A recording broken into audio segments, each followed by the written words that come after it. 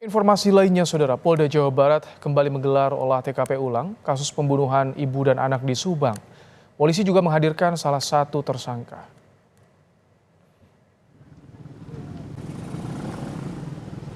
Pada olah TKP ulang ini, Polda Jawa Barat melibatkan tim Inafis hingga Puslapor Polri. Olah TKP ulang dilakukan untuk mencari barang bukti lain yang diduga masih berada di lokasi pembunuhan. Salah satu tersangka, Ramdhanu alias Danu yang merupakan keponakan korban, turut dihadirkan.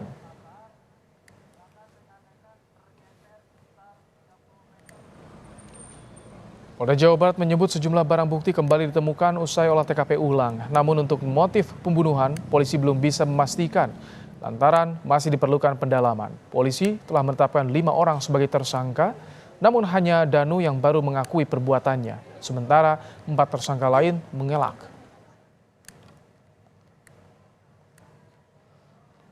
Hasil olah TKP ulang hari ini kita prinsipnya adalah mencocokkan keterangan-keterangan Danu dengan hasil olah TKP atau kondisi TKP pada saat kejadian. Nah, nanti kita hadirkan dari lapor, kemudian dari Inafis juga, dan ini sudah sesuai. Tadi baru sarung golok ya, sarung golok dengan casing telepon seluler tadi ada. Sampai tadi apalagi, tapi itu belum ada hubungan dengan TKP.